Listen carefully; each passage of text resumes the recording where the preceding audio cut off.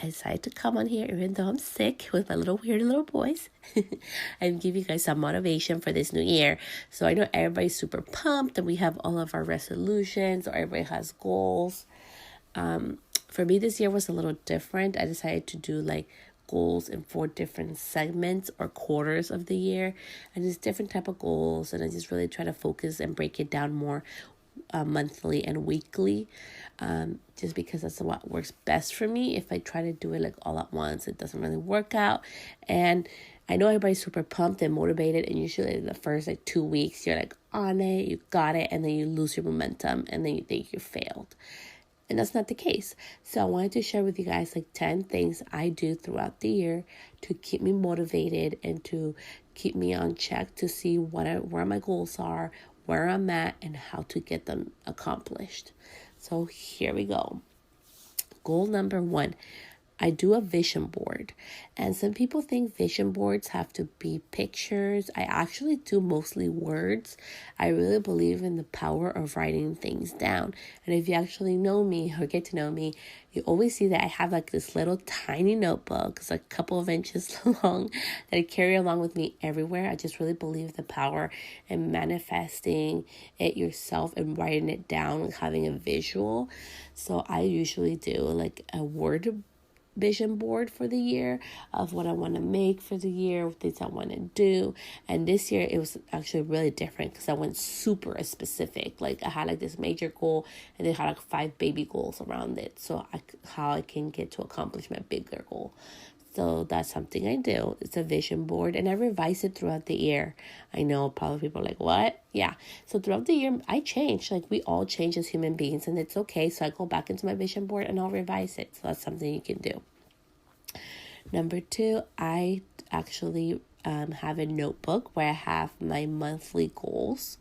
And I just think it's really important to break it down. I can't, like, if I just thought like this, for example, I'm going to make $1 million this year, or I'm going to open my own salon. That's a lot. Like, it's a lot to be expecting the whole year. But if you break it down into like 12 months, and then you break it down into 4 weeks, and then you break it down into like 4 days, like I say, you work 4 days a week, it's more attainable, it's more realistic, and you can actually get more ideas on how to make that goal happen. So that's just like something I like to do, and it's just like writing down my monthly goals, and then I can go back like throughout the month, like I don't wait till the end of the month. I'll just go in, be like, oh my gosh, I already accomplished this goal, and I'll check it off and I feel so good. And one of my friends taught me this actually, that as human beings, we love, like it's really hard for us when we do a big goal and we don't accomplish it. But if we have mini goals and we accomplish at least 2 out of the month, we feel great. And it's so true. I thought I was going to feel like crap because I have 7 baby goals per month and maybe I only did 2, but actually it feels great because I'm like, oh my gosh, I'm actually getting stuff done, and it gets me motivated and more drive to do the next goal. So that's something you guys can do. That's actually how I was able to do my podcast.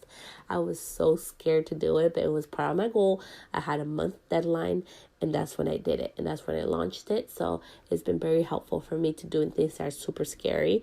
So just do like a monthly goals, and have little baby goals underneath them, and you can check them off as you go, and you can see how helpful that is to make sure that you accomplish your yearly goals throughout the year.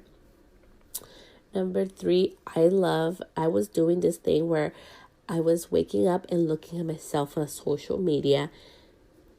It gives me anxiety. I haven't done it in a while, and I did it today, and it's horrible. Like, it gets this whole comparison, and I'm not good enough, and what the heck I'm doing type of like bad negative thoughts in my head, which I'm like, wash it off. So what I actually started to do, the third thing I do is I read a book. So as soon as I wake up, I do like this whole I'm grateful for thing, like, even if it's just one thing that morning. And then I grab my book, which is usually a self-help or self-motivation book, which I love to read. And I'll just read a couple pages. And once that's done, then I can get out of bed and I can start my day. So that has really helped me to put me in the right set of mind throughout the day before I even come in contact with anybody. And I think it's so important for me to be the best I can for that day. So self-help books have really helped me to put me in the right set of mind to start off my day. So I love doing that. And having said that, number 4 is sometimes I actually take social media breaks once a week, and that's okay. I actually do not announce them, and this is why. I think it's okay that we want to take a social media break. Sometimes we need a break from everything, okay? Even if you work out, you can't work out 24 hours a day. So why the heck do we think that it's okay for us to be 24 hours a day in social media, like live and breathe it? I believe we can be more successful doing less. And I'll be honest with you, I've actually have grown over 100 followers in the past month being away from it, which is actually pretty interesting. I've spent less time in it. I'm just really focused if I'm going to post, like some things, or comment back, and then I get out. And it just keeps my mental health better. It keeps me motivated, and it keeps me like light and free, and it just has really helped me. I really don't announce it because why do we need to announce it? Like, I don't feel the need of it. If when people announce it, then I feel bad. Like later on, even though I know they're back on their social media, I feel bad reaching out to them because maybe I'm bothering them, or maybe they're feeling overwhelmed. That's how I feel. So I'm like, well, if I feel that, how would clients or other people not feel the same way? So that's why I've decided I never announce when I take my social media breaks. I do it once a week, and it helps me keep me fresh and motivated. And it's okay not to be on it 24/7. You still will grow. You still can do your things, and it will actually keep my mind sane. So that's my tip number 4. Number 5 is it's okay if your mind changes. I know it's in a time where we're always trying to grow, and there's, especially with like Instagram, that's my biggest one, which I've actually kind of slowed down on. There's so much of a comparison, and I think this year my main focus is not to worry about that. I really have never worried, but let's be honest, we're human beings. When we see work and stuff, we're like, well, we're not that good, or this and that, and we start beating ourselves up. So for me, this year has really been a focus to stop comparing myself. I don't really do that, but sometimes it kind of gets to me that I'm not good enough, and it has to do with comparison. So this year I really have focused on just being who I am, which I've always have been, but really focus on me. I really focus on my life, focus on my career, focus on me, like what makes Celeste happy. And it's actually pretty funny because I made a post about it. I'm like, you guys are all gonna think I lost my marbles, which I maybe have, but it's what's gonna make me happy. And I'm so excited to be taking this new approach, which is a little different, but it'll be a lot of fun. So don't be afraid to do you, to be you. That's the beauty of this and of being part of the world. There's nobody like you, and that's your superpower. Something else that I really like to do too is hire people where you're weak at. So people sometimes think, and what do I mean by that? Sometimes people think that it's bad that you should do it all. Like you have to be Superwoman or Superman. You have to be the super person with the superpowers to everything. And that's not true. I hire a lot of people for things I don't know how to do. So what would be my tip number 7? It would be hire people where you need, in the areas that you need help in. If I don't know how to, properly use Facebook, I'm going to hire somebody who knows how to effectively use Facebook, and I can see it. They don't have to talk about it. I've researched it. I look at her profile. I look what she's done. I look what she's done with other artists. I'm like, you know what? She knows what she's doing. So I'll go to her and I'll pay her for her services.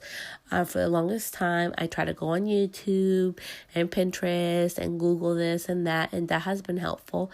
But there's some stuff that you just can't shortcut. And it's worth, for me, spending the money and getting the professional help than trying to figure it out myself. Because at the end of the day, if that's not your strong point and you're spending so much energy and time trying to figure this one area of weakness of yours, you are ruining your full potential of what you are really good at. So instead of trying to take shortcuts, I think it's so important to invest in your craft, invest in what you're trying to grow. If you need help, there's no shame in that. Go get the help. I'm always getting help for different things in my business and personally as well. And for example, my apartment, I have somebody clean my house once a week, which people are like, what's less? I'm like, yeah, but I need help in that area because sometimes I am really busy and I need that peace of mind because I cannot live in a cluttered space. Like, it gives me anxiety. Like it just I lose my cool. I just can't. And I have 2 kids, so I hired somebody. So it's okay. We're not super people. We can and we deserve help. So if you need the help, go out and get it. Number 8 also is like trust your own intuition. That was one of the hardest things for me that I really learned last year in 2018 was to trust my intuition. Sometimes I felt like I was freaking crazy and insane for doing things, but if I wouldn't have done it, I wouldn't be where I'm here today, even honestly, like starting my own podcast. So trust your intuition. If you feel like you have to go and do something, go and do it. I know we have goals for the year and we'll plan it out. And sometimes our intuition will say that we need to do something else. Go ahead and trust it. And that's what I'm doing this year. Actually, I'm going like a different path, like a little different. And it's kind of scary, but I'm trusting my intuition because at the end of the day, like we know what's best for us and our intuition will never lie to us. Like I always say, our heart and our mind are sometimes like so emotional that I really rely more on my intuition than my heart and my mind. So that's another thing. Just trust your intuition. Number 9, take time for yourself. I know like we always want to give, and I'm the type of person last year, honestly, I was working every day. Like no lies, every day I was behind the screen doing online courses, or I was doing like education 4 to 5 times a month. I was traveling.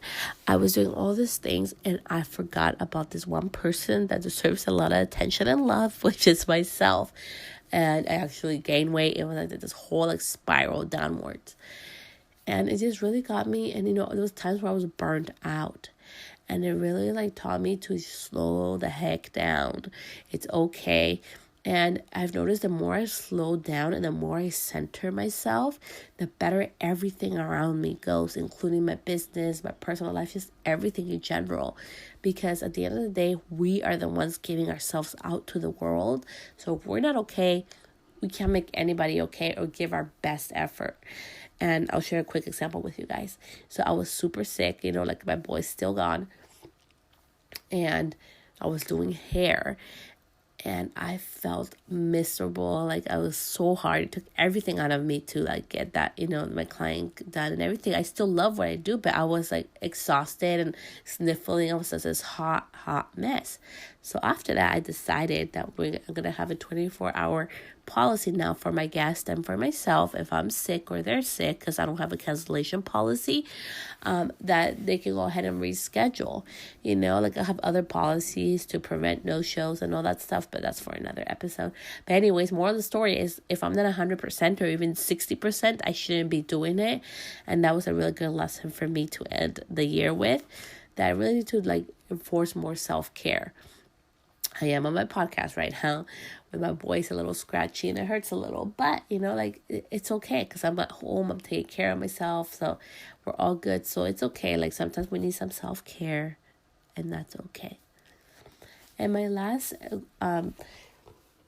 tip, number 10 for you guys for the year to accomplish all your goals, don't beat yourself up. And you can always make your goals accomplish at any time. You can restart yourself. What do I mean by that? So we have our goals for the year.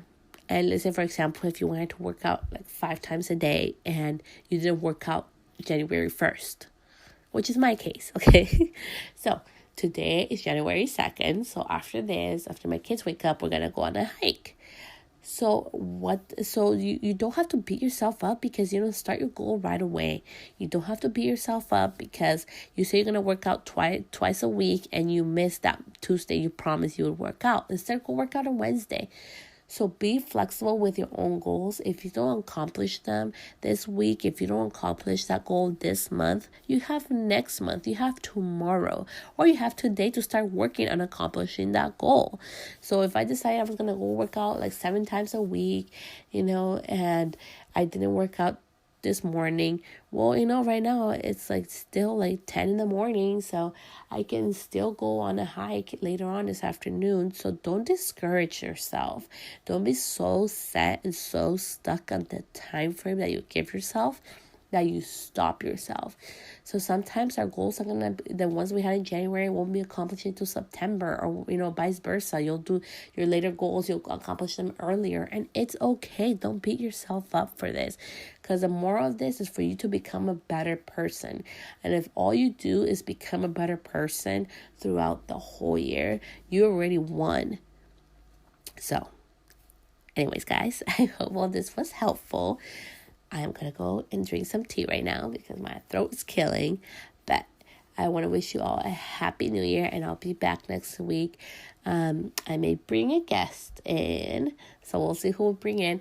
But I just want to wish you guys a happy new year. I'm so thankful and grateful for each and every one of you guys for listening to my podcast, for the love and DMs and everything I get from you guys. I appreciate you, and I'll see you guys back on here next week on my podcast. Bye, guys. Thank you so much for listening to my podcast. If you have any questions, always feel free to DM me or email me on any of my social platforms at Celeste Stylist. If you wouldn't mind leaving me a review or a comment, I would greatly appreciate that. And feel free to share this with anybody that you think would benefit from it. Thank you so much. Until next time, I'll see you guys back here at Celeste Stylist.